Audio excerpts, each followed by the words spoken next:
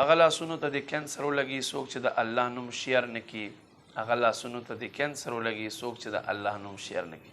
بسم الله الرحمن الرحیم.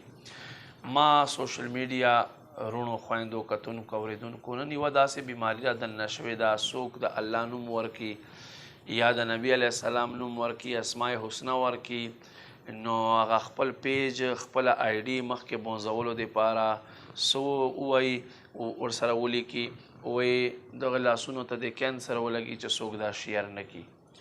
دوه خبرې دي. یوه خو دا خبر که چېرته ته دا شیر نه کړې نو تا لاسونو ته دا زه درته وایم چې کینسر نه لګي.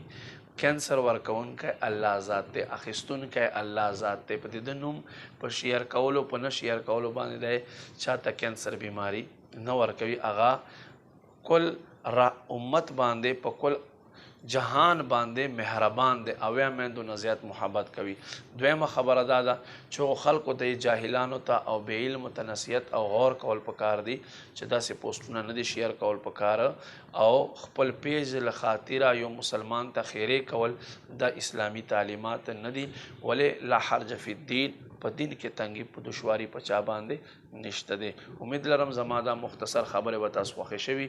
مخکې د سره شیر کړئ چې زما دا مختصر میسج هر مسلمان ته ورسي. شکریہ.